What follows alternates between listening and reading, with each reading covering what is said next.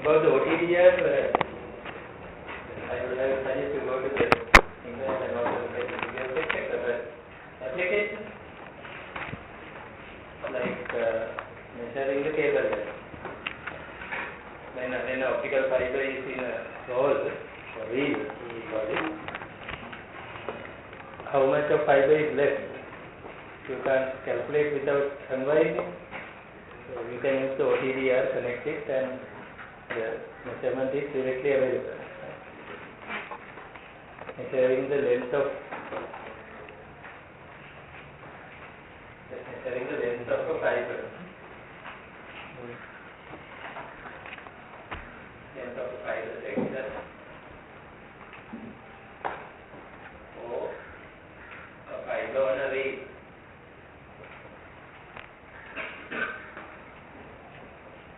Length of a fiber section or a fiber on a reel. Reel, R-E-E-L, reel.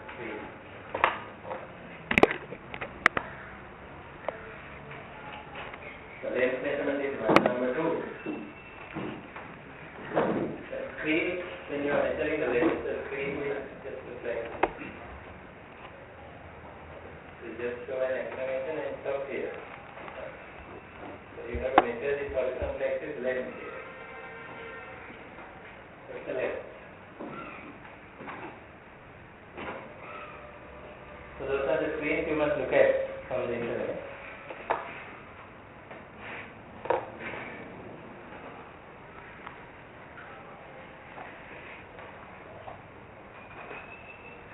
Number 2, you can mention measuring the attenuation. Measuring the attenuation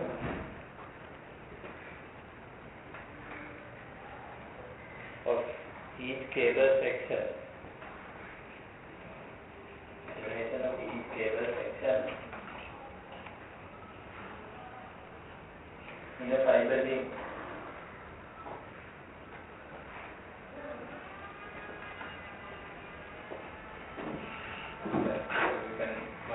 Height is attenuation.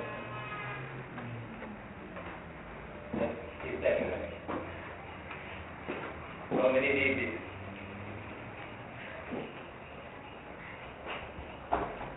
And you can get dB per kilometer.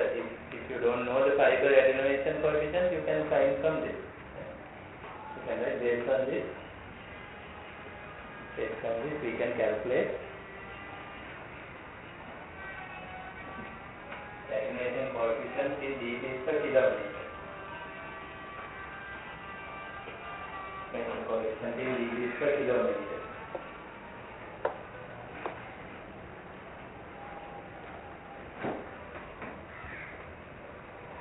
Number 3, locating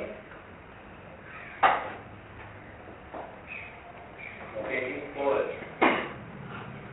Locating poles in a fiber section, in a fiber link. Locating poles in a fiber link.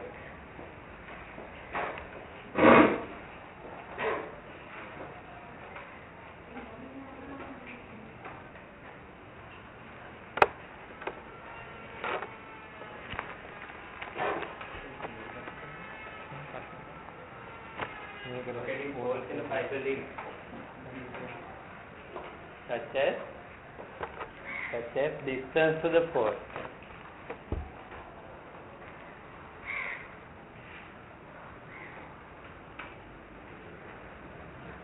Such as distance to the pole from an end.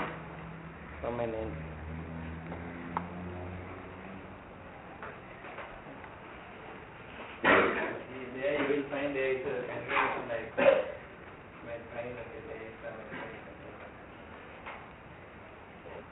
Maybe this one. You will find a brake here. And sometimes the brake can be very heavy also. Very heavy. It might drop like this and continue. Those are faults. Maybe poor joint. A joint which is becoming open now, or joint which is having water leakage. Serious problem. You can say example bad joint, fiber cut, someone has cut the fiber cut, bad connector.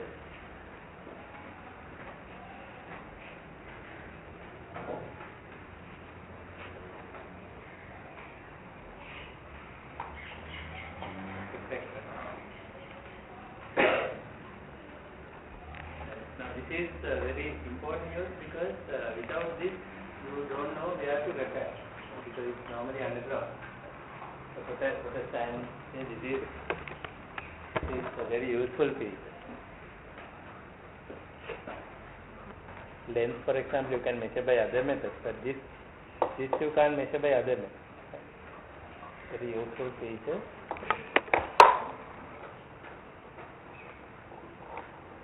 Because the repair crew can directly dig. Repair crew, crew can directly dig that place. And repair the fault.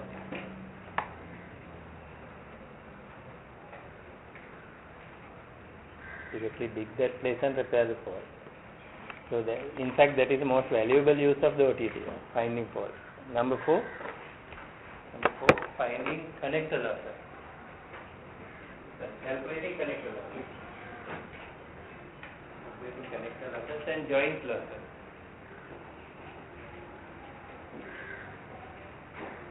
I gave you a figure for that.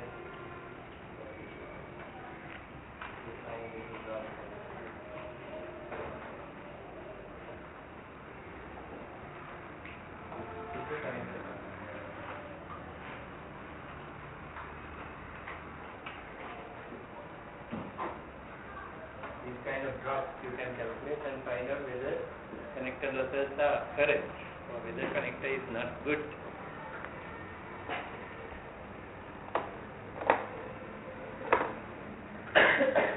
And also you can exactly locate where the connectors are. You know the sector by from there to the next connector, D2, D3, that location of the connector.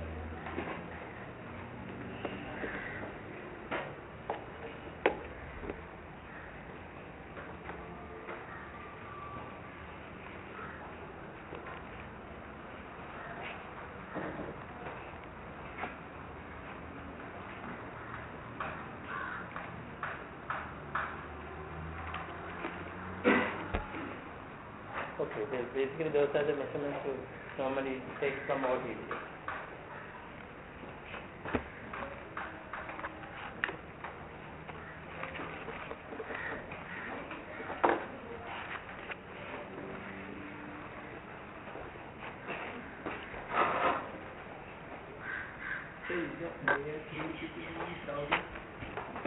Layer 3 switching. Are they asking difference between routing and network? No, I think that is named by layer 3 switching network. Layer 3 switching normally is routing unless layer 3 switching network. What is meant by layer 3 switching network? Switching within network. Layer 3 switching within network. So that is routing. So optical power meter again is OTG or different? No, optical power meter means it's a different gadget. Like your cellular phone, you have a small optical connector here. So you connect, remove one end of the fiber and connect it here. It's a threaded connector. After that, the power level coming through the fiber is indicated. So many dBm, so minus 85 dBm. So optical power meter means when you transmit power for a fiber, how much of power you are getting on the other side. You can measure by the power. There are two actually, power source on the other side, power meter on this side. It's a pair actually, power source and power. Normally when you get it from a manufacturer, in same suitcase you get the power source and the power meter both. Because the power meter has to be matched with the optical spectrum of the power source, otherwise you are not measuring the correct power. Power meter is using pin diode. we discussed those devices, right? APD, spin diodes, etc. So the spectral response of the detector must be matching with the spectral response of the source. Otherwise, for example, in order to measure this light, you may be using an infrared sensor. Do we get the correct reading? No? Because spectral widths are not matched. This is operating on the visible light, but our optical detector is operating on infrared. Different wavelength. So ඒක making generate වෙන IR only the IR content will be met. Yes. Same problem is there with the optics. Suppose there is an optical laser connected, and if you measure the power here using your optical detector may not be tuned with that laser. So your reading is wrong. Okay? Optical detectors are made for a particular wavelength. So optical source is also manufactured by the same manufacturer. So you connect the optical source there, measure the optical detector here, then you get the perfect power measure, because spectrum is matched. Okay? Spectrum matching means basically when you see my shirt, for example, you don't see the spectrum of my shirt because your eye has a response. Okay? Your eye is a detector having frequency response tuned to the green. Eye sees the green more than the other. Okay? That is the eye. Ideally, our eye could be like this. It should respond to all visible light frequencies with equal amount, but it does not. It is more tuned to the green than others. So it is red, yellow, violet kind of colors at less amplitude. So that's the type of detector you have here. So it's not a real good detector to measure the light. But maybe the nature has created you to see more green, although you don't see much green now, right? In the cities we see more buildings than green, but natural creation is the green is the tuning frequency for the eye. Video signal service green is valuable. Yeah, when we make TVs, RGB matrix is tuned according to this. Otherwise we will not see the true colors from the screen. True color means what you naturally see. So can you notice now this is a detector, eye is a detector, and it is matched to a particular wavelength. But supposing your transmitter is transmitting not green but something else, when you measure power using your eye, you are measuring it wrong. For example, suppose I put my TV remote controller into your eye. No problem for the eye, isn't it? Why? Because it does not detect. But eye can be damaged, because the power is coming. Whether you are detecting or not, the power is coming, eye can be damaged. But you don't know, you never know. Yes? It has come. That's why we ask you not to look at the Bible, because power is coming, but it's infrared, you can't see. That's the reason. So that means you are using a detector. Detector is your eye detector, which is not matched with the transmitting wavelength. So you will not detect the power there. That is why when you are buying, you have to buy the optical source and the optical detector together from the same manufacturer. They come matched. Transmitting laser spectrum may be like this. Receiving receiving APD or pin diode spectrum will be matched with this perfectly. So you get the true power reading. That's the power meter. Power meter is the device you connect to the end of a transmission line to measure the amount of power in dBm usually that is being received. But the ideal way to measure is you connect the power source, which is matched with the detector, at the other end to inject power into the transmission line. Okay?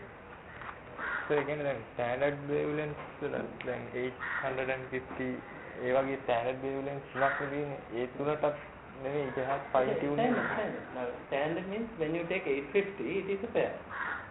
850 transmission, 850 reception. It's a pair. But you can't use 850 transmission with 1200. The match pair must be there. So DWDM වගේ කරන slight difference. DWDM is a special thing. You can't measure with the power meter. DWDM measures the average actually when you put a power meter. If you want to measure each carrier, you have to use optical, not OTDR, there is optical spectroscope. That shows individual carrier and the power.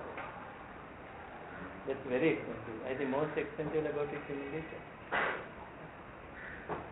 optical spectroscopy. It shows each and every carrier of a OTDR signal. Not OTDR, the OFDM signal. But when you measure by a normal power meter, you get the average of all the carriers. Okay? Nothing. Practical ඒ වගේ situations වෙන්න පුළුවන් නේ කියන්නේ දැන් DWDM signal එකක් යනකොට ඒකේ එක වේව්ලෙන්ත් එකක් විතරක් වැඩියෙන් ඇටෙනේට් වෙනවා. ඒතකොට ඒක හොයාගන්න you have to use the optical spectroscope. Optical spectrum analysis. Normal spectrum analysis you would have seen. Optical spectrum analysis, similar screen, each frequency can be shown by a line. I think in the presentation I showed you optical spectrum analysis. Screen also I showed you. Remember I showed you something like this, as the carrier, singular carrier, noise base, this is the carrier P.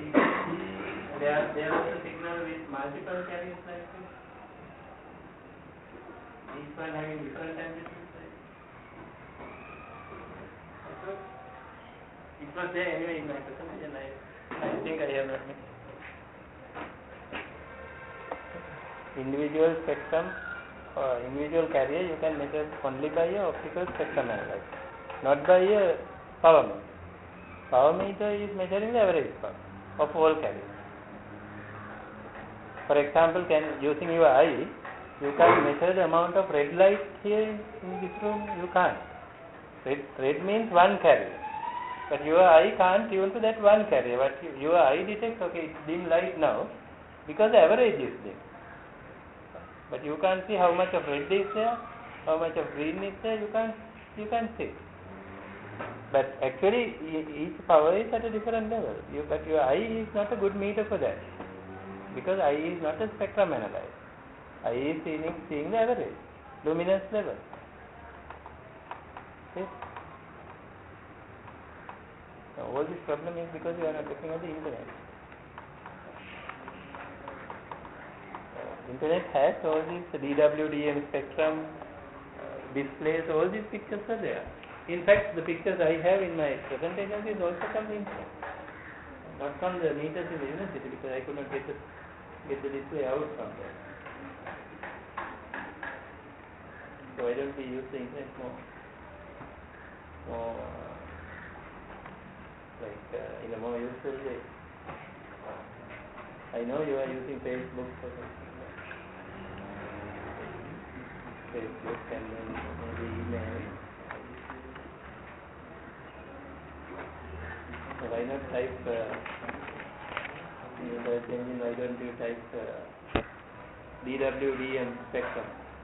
You will get nice pictures of spectrum analyzer display.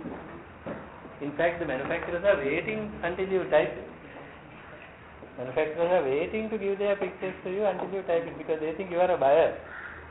So they will invite you to their website and see other pictures and all that. Thing is that you may not have seen the potential of the internet.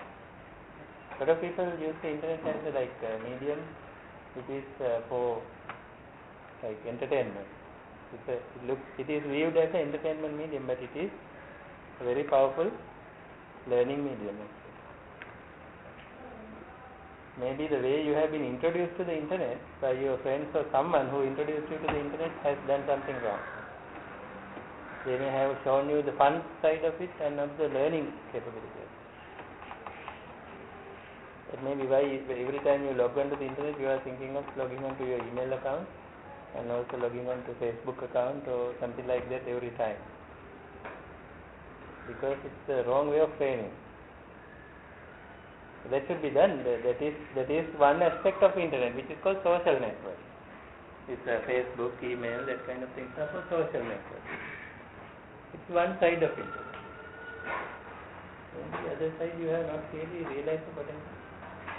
Any test equipment you have not seen by your bare eyes, because it's expensive, because you don't have access to a training place.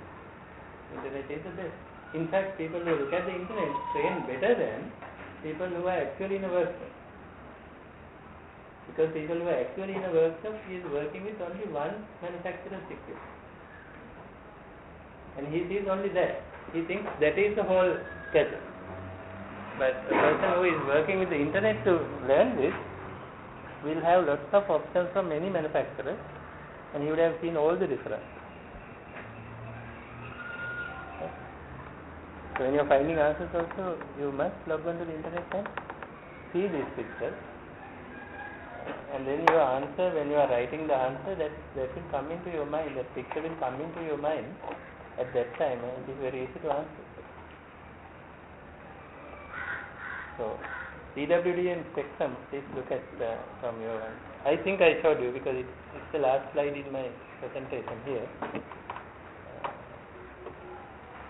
Maybe I did not ask you to write it down, so it is not there in the note, that's why you are not remembering. You remember only the things in the note, isn't it? But I showed you DWDM, I remember. DWDM network, DWDM analyzer, I showed you. Right? Okay, so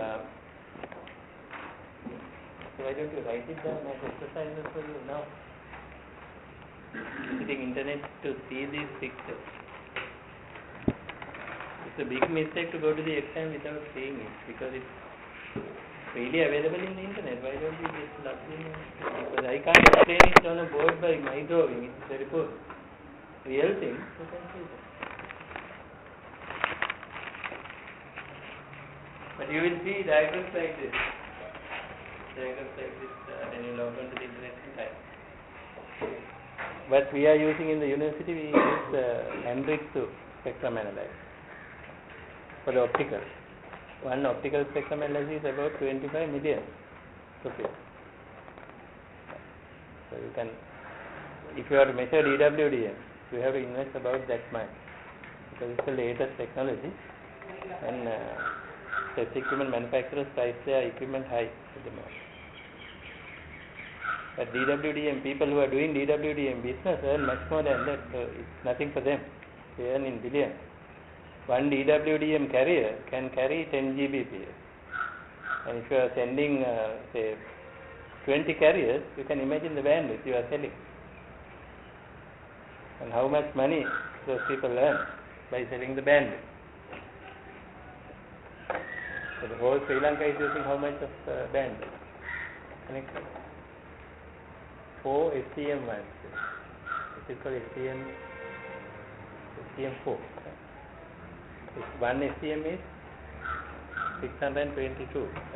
Sorry, 155.52. STM4 is 622 megabits per second. And that's the amount whole Sri Lanka needs.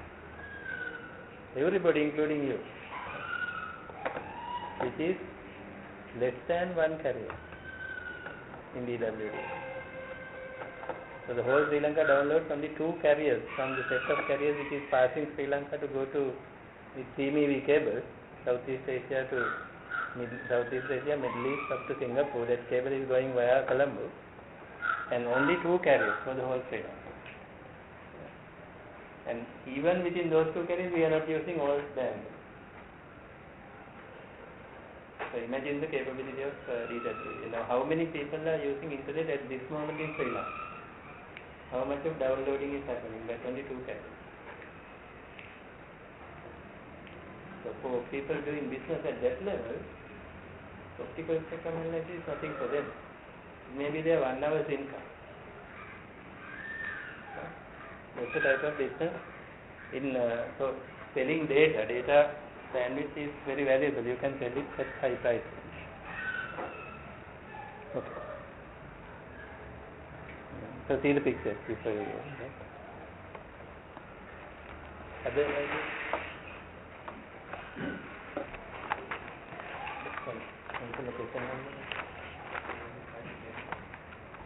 2005 December. Question?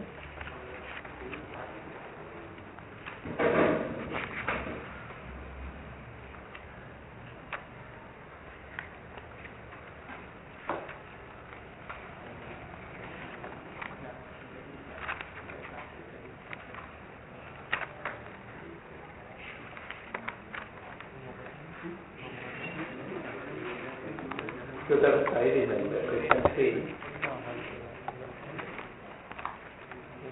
Then 5, right?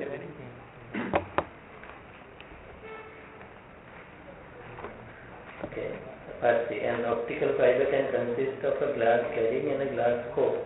Okay, two alternative structures.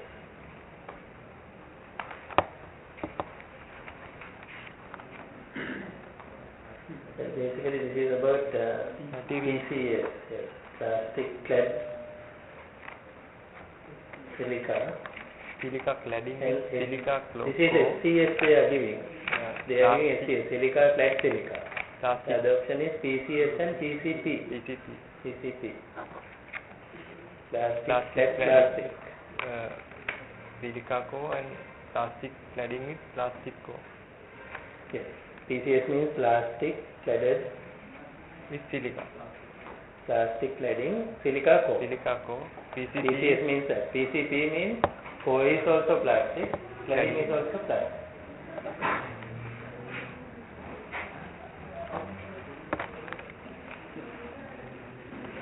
So internet Question 5. They are AU point functions and AU function, AU co-function. Pointer and AU. last time we discussed that, no? AU and AU point. AU unit function. They don't differ. We did that already. Maybe we did not, right? But I couldn't understand what's the difference of Pointer and the AU. AU. AU is the whole unit. Pointer is the starting address of that unit. What is the function of AU? Function of AU is basically to bundle all the traffic into one administrative label. So the label is only one, but various kinds of traffic will be inside in the bundle. Pointer is to locate where the segment. Yeah, pointer is to locate the starting point of VC, virtual content, not AU. Within the AU, you have AUP. The purpose of the AUP is to locate the starting point of VC, virtual content.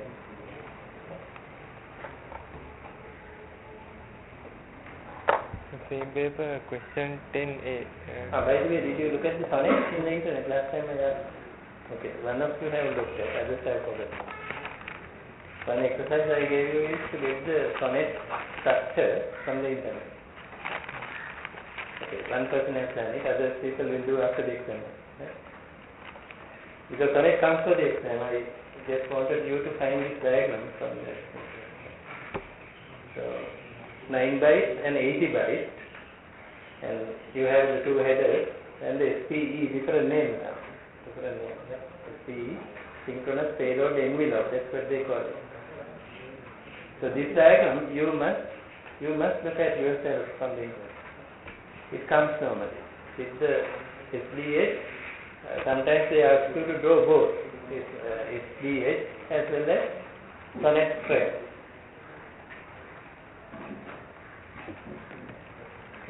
So visit an internet cafe if you don't have a phone. Right? Question 10 part 2. Question 10. It's about a diagram. 10. 2005 June question 10. 2005 June question number 10, part A. Draw label block diagram to represent the internet management model. It includes all components.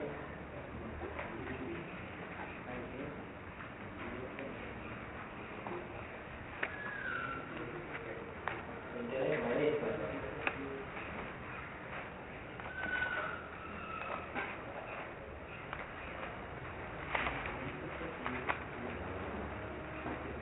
Yeah, campus screen diagram.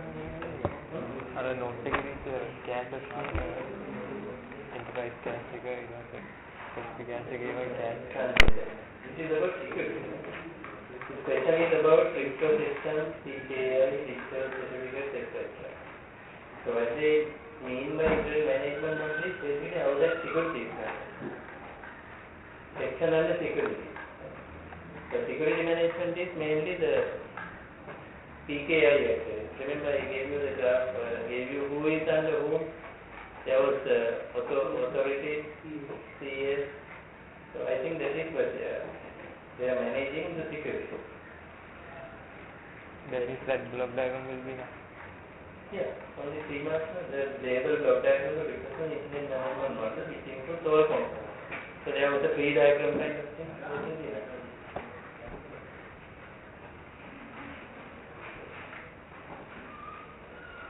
So in other words, they are asking us who is responsible to whom in these security issues.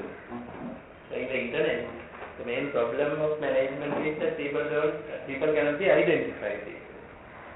So the management model means basically some intermediate party is certified.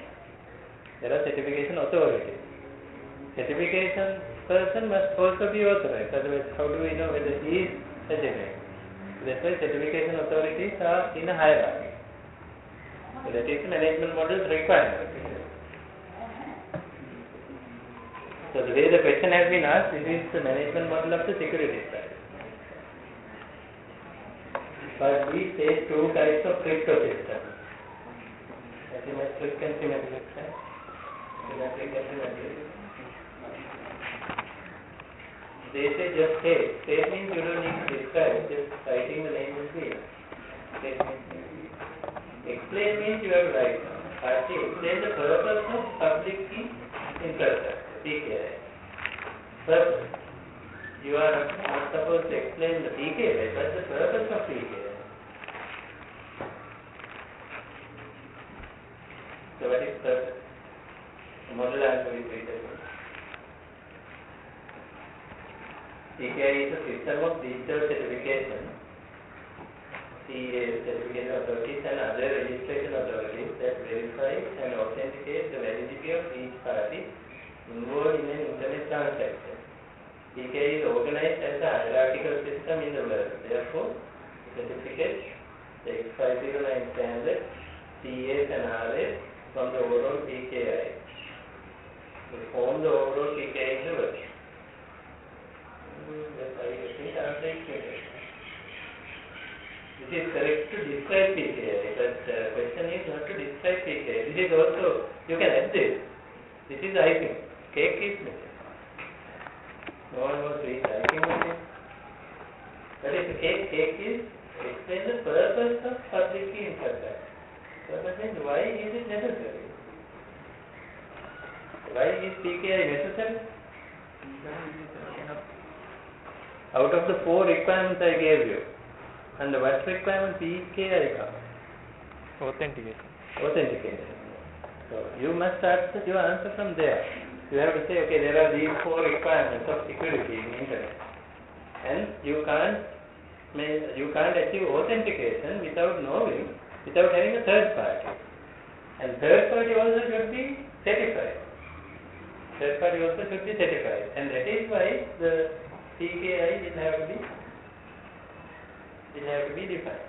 Or PKI has to come up by definition. Again, be very careful. Writing about PKI is not enough here. So after you write that purpose, you can end writing. This part you have written is good. As icing on the cake. I know some people have only the cake, no icing. Some have only icing, no cake. Some have no cake, no icing.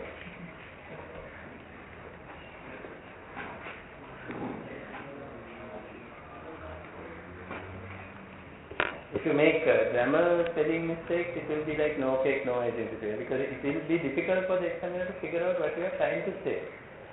So cake is missing there.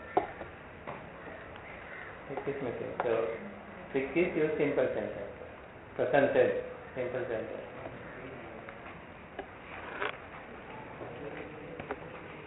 Understanding what he expects carefully is required. Now he expects you to explain the purpose of PKI, not PKI.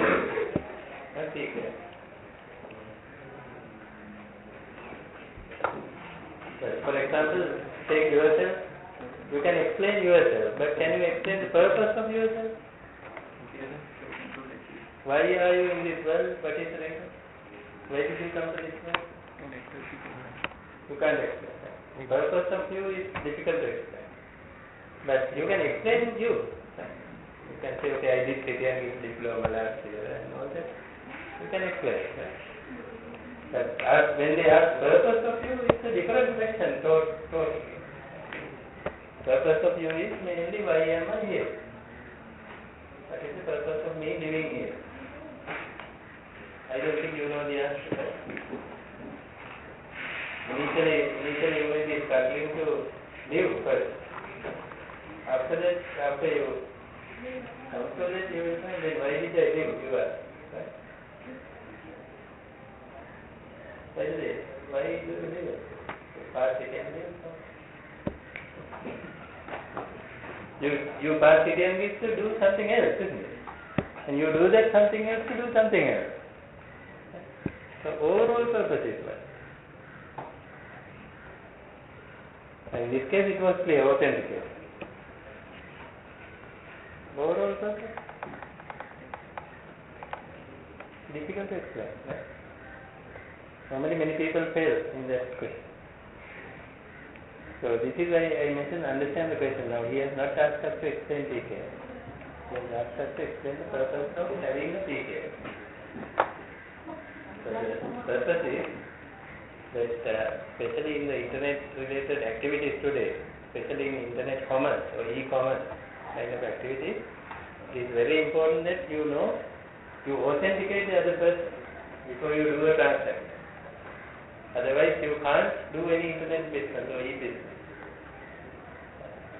without knowing with whom you are dealing. So if you can explain like that, it is good. Saying that in modern e-business scenarios, you can't do anything without authenticating the other party. So authentication is our requirement. The whole purpose of having a PKI is to authenticate. And after that you can explain how it happens. You can write all that. It is a worldwide structure of CAs, RAs, etc. So that the CAs and RAs can be trusted by independent parties to authenticate other people that they don't know.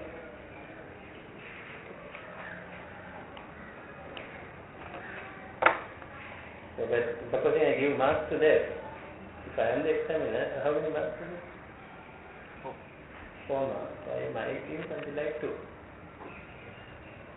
Why I give 2 is, I don't know whether British examiners think like me, but why I give 2 is because I have got the feeling that you know PKI. So I just feel obliged that I should give something to you because you have known it. But since it is not the answer I was expecting, I can't give you full marks. So I might give 50%, but British examiners, as far as I know, they are more strict on that. They don't get the answer, but they find what is written is not relevant, they might give much lower than Sri Lanka. So they expect answers more specific than Sri Lanka. I think I mentioned earlier how to answer British people's questions.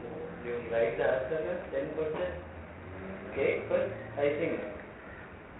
In Sri Lanka, icing first, cake next. I think I gave the example in the diploma also, right? If you come late to the class, did I give it? Yes. If you come late to the class and you have to explain why you did become late. If you are in Britain, you just say, well, I am sorry, and you just go and sit. I'm sorry, I am late. That's all. That's the answer they expect.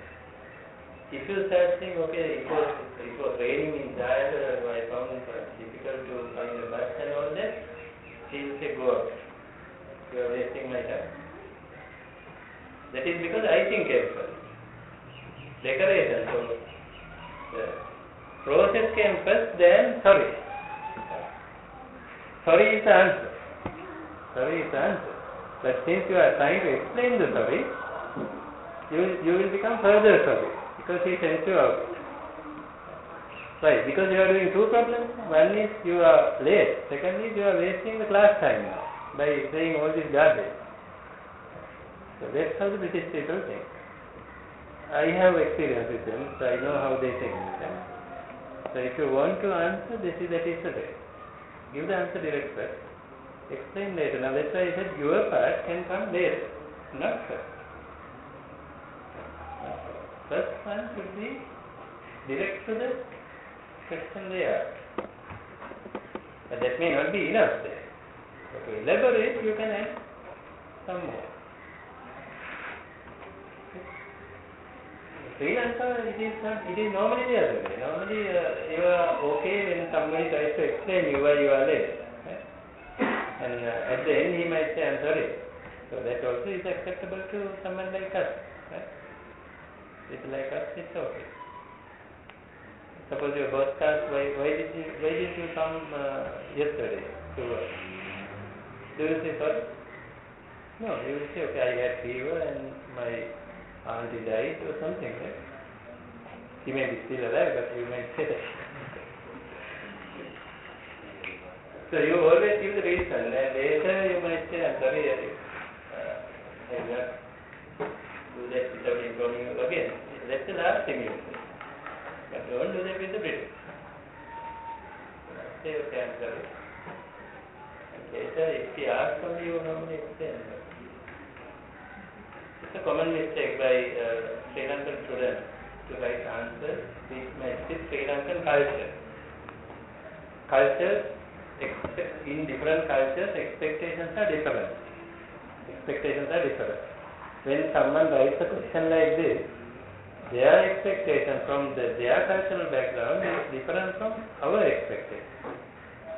You might understand from your cultural background and write the answer and expect him to give marks.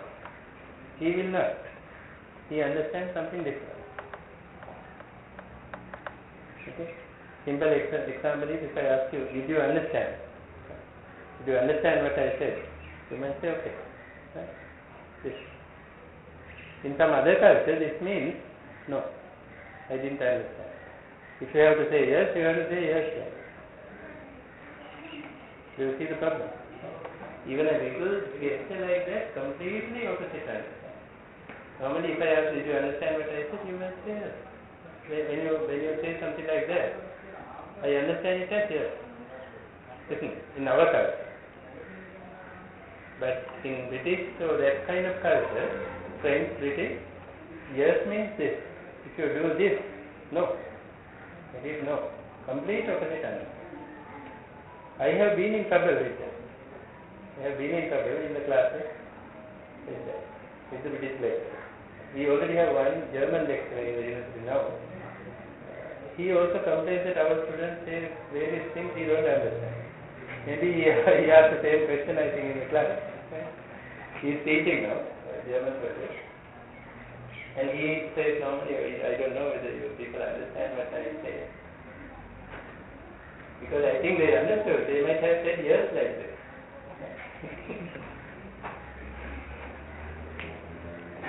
So the same thing will happen to you if you don't consciously think of your answer. So remember, for British, cake first, icing next.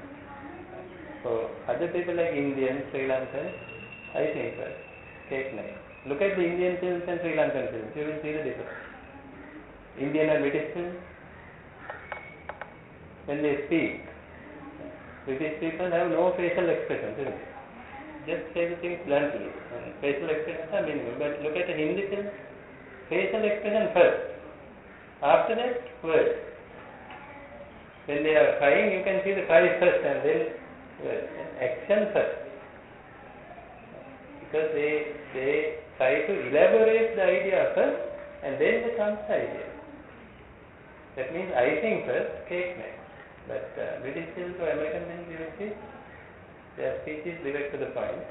Facial expression may not be there. Because direct answer. So if you have noticed those, when you watch the film or teledrama, I think you are smart. You know how to answer the Japanese paper.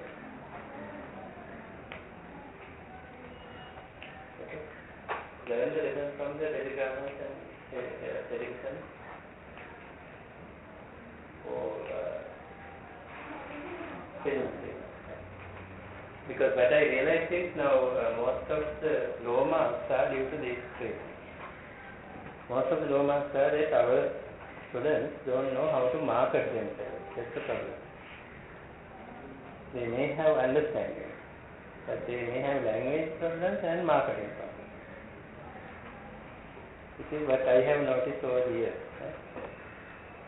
So you must concentrate more on marketing and grammar. Those are the culprits. Yes. I know that at the moment you are worried about these answers, but I am not worried about your answer, your knowledge, because I think in your knowledge you have enough content to get D. That much I am 100% sure. In the class, our discussions, etc., is 100% okay for a D.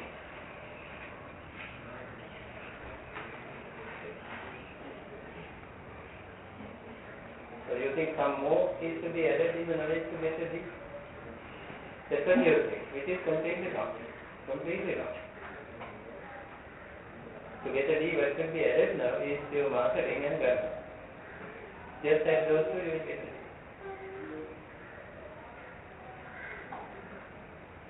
And you don't get marketing or grammar added when you don't write the answer.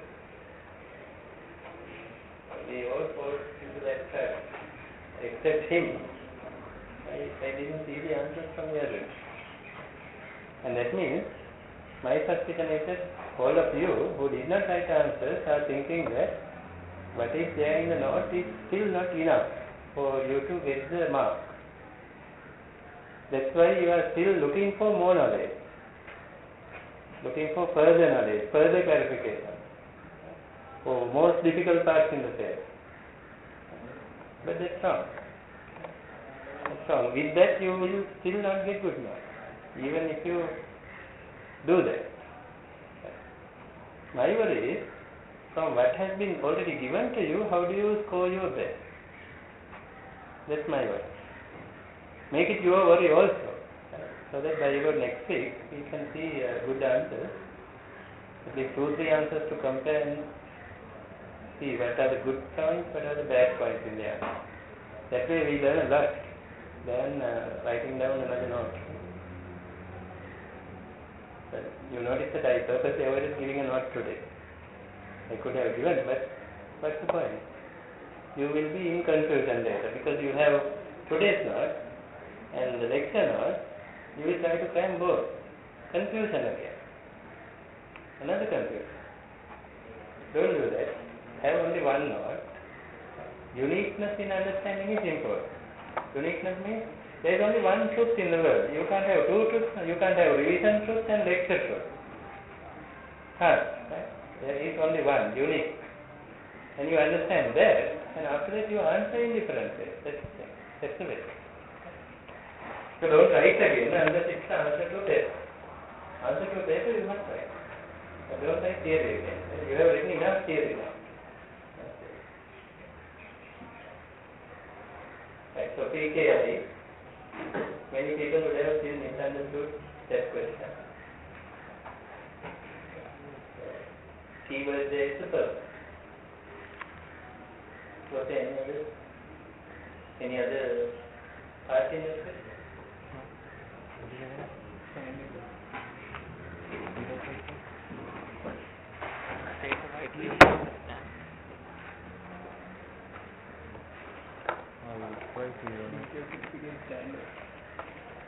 X509. So that is standard. So, I mean, you can get it from the note. X509 is the name. If they ask you the format, you can use that format right here.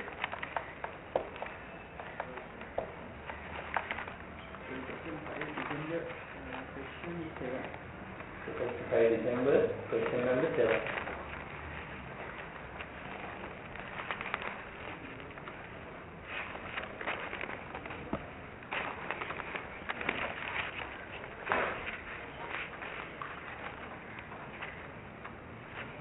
Part A, question 7.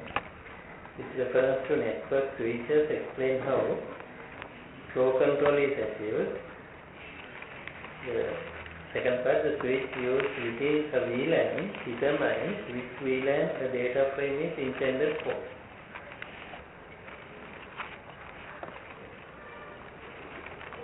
First one is explain how flow control is achieved.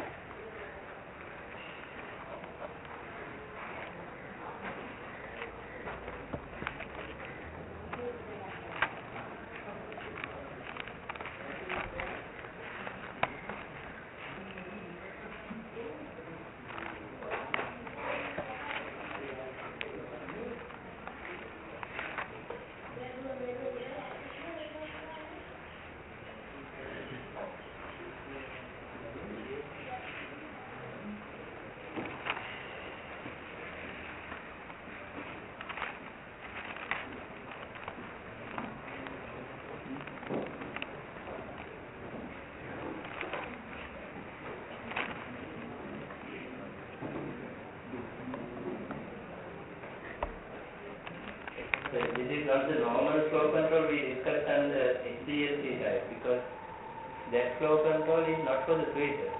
The flow control theory we discussed in the diploma was for the station, DC. But this question is different. This is asking flow control of the switches. So which means that how do the switches avoid congestion? That is what they are. How do the switches avoid congestion? Because why do we do flow control? Because we want to avoid traffic jam. So the question is in a different way they are asking, explain how congestion is avoided by using switches. That is the question. So you have to understand this. Don't write about the flow control we studied, we said stop and wait ARQ. Different flow control methods we discussed, so don't write them now. Right? Because this is about flow control in the switch. So how do we avoid the traffic jams or traffic congestion? What are the techniques? Several, if you can mention one or two. Is the priority for frame? Okay, one could be setting priority, which is actually rather than flow control, it is quality of service case. QoS. When you want higher quality of service in the service that you deliver to the customer, you set the priority. It is being used for the decision making also, but I think it is not a main answer. It can be added as a latter part.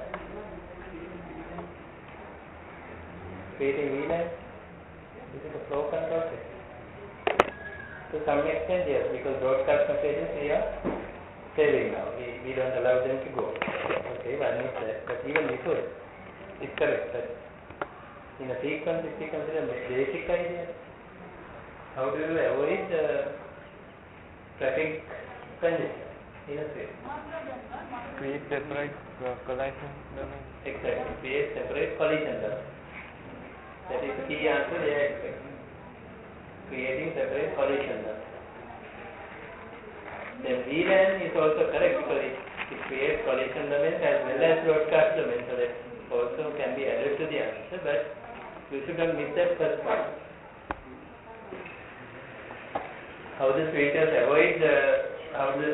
do flow control is by creation of different collision domains.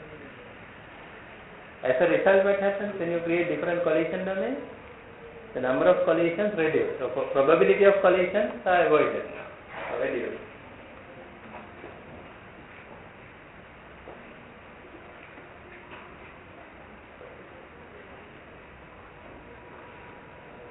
Then collisions are avoided, your ARQ request will decrease. ARQ is the flow control method we studied in HDLC. Now ARQ will not be necessary because there is no collision now. You are switching to the correct path.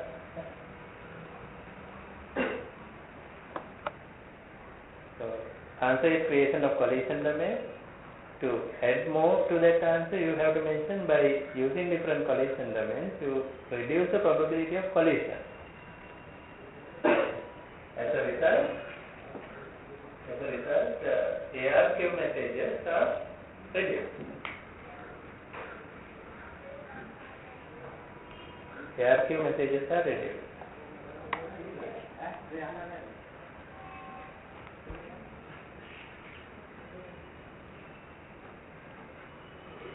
And then you can add other ideas you mentioned now. By using VLANs, you can further reduce it because you are dividing to different broadcast domains. You can further mention VLAN switches can further reduce flow control. Further reduce the congestion. Further reduce the congestion.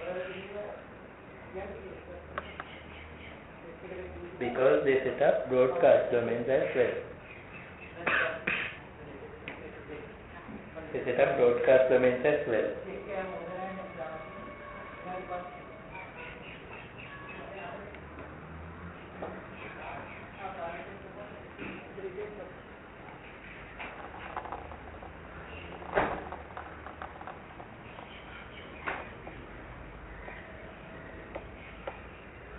do we have a method of communication from one switch to another? Do switches communicate between each other? Interswitch link. Interswitch links, okay. But there is a protocol. VLAN transmission. VT. For the VLAN switches, flow control can be further improved because you are communicating with it. But between normal switches, we said they are plug and play. If it is not VLAN, normal switch, there is plug and play type. But what is the type we call it? We call them transparent switches. Transparent switches. And they are plug and play. And how do they learn? They self-learn the flow and start controlling the switching.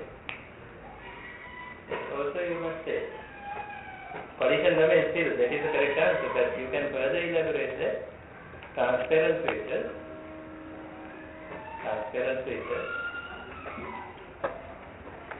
self-learn the topology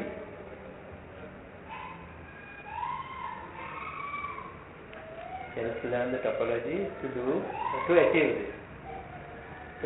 That means collision domain, different collision.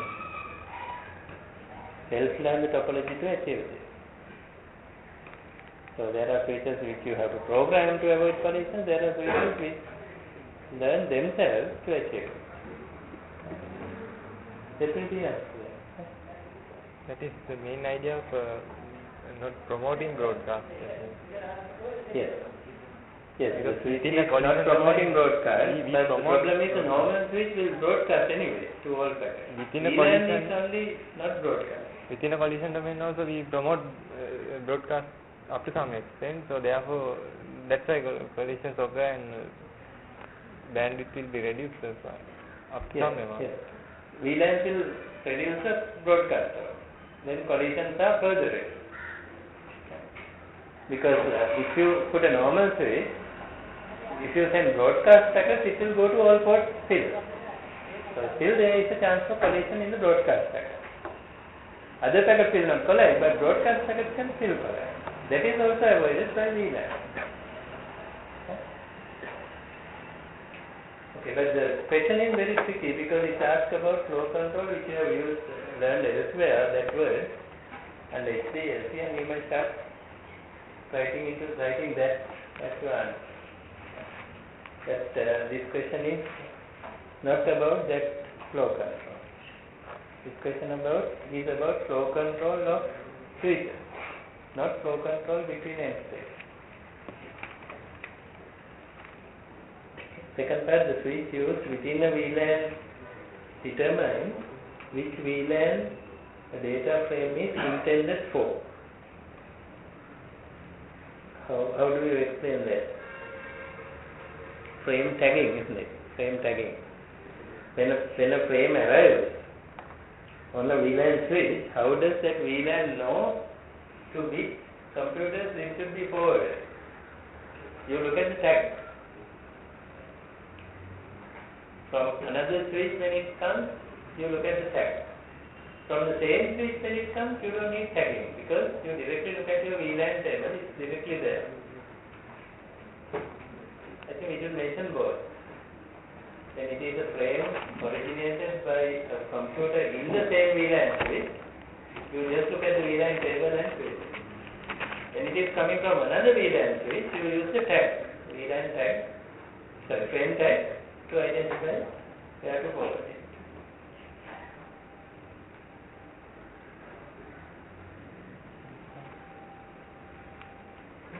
Sample as you see that. The sample. This one I write first, both things. Okay. VLAN switch maintains the VLAN table in addition to normal switching table. That table identifies, not in addition to the normal switching table. VLAN table itself is a switching table. Okay. One more column will identify the VLAN. So let us say not in addition. Just mention a VLAN switch maintains a VLAN table. That's enough. Right? That table identifies the ports for each VLAN configured by network administrator. The VLAN segments are now becoming separate broadcast domains. Correct. If a broadcast PDU will arrive, it will analyze the header and direct to all the computers which belong to that particular VLAN. The VLAN table helps to determine which VLAN a data frame is intended for.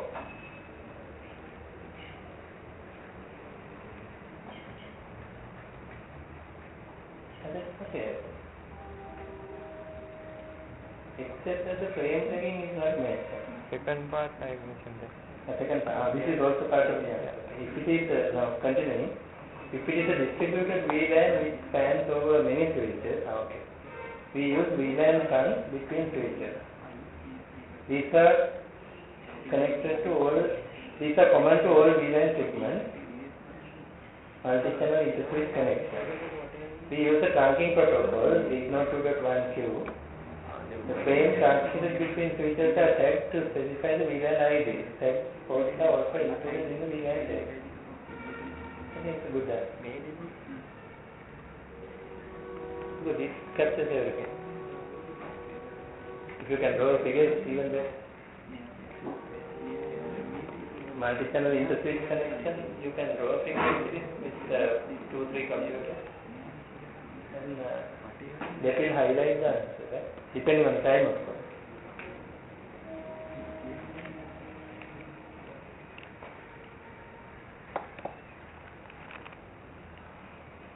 Explain the operation of layer 3 switching device. So that is router. Explain the layer within which a multi-point bridge would operate. Layer 2, right? Data link. Explain the layer in which multi-point, yes, data link. And layer 2 is also.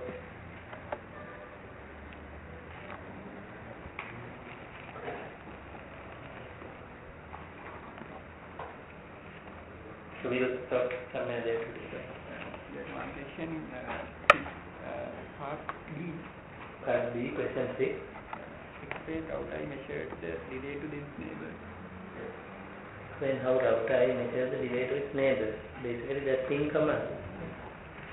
Ping command. Basically, you're sending a ping message, and normally ping message has a time delay. Have you tried the ping command in your computer? What is the answer you are getting? When you say ping and another IP address, says reply 1, so many milliseconds. Reply 2, so many milliseconds.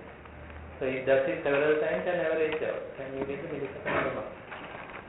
Actually, in theory, it is not called ping command, it is called echo command. But in practice, we call it ping. Theory, it's called echo. Echo means you send the packet, it will send same thing back, and you measure the time delay.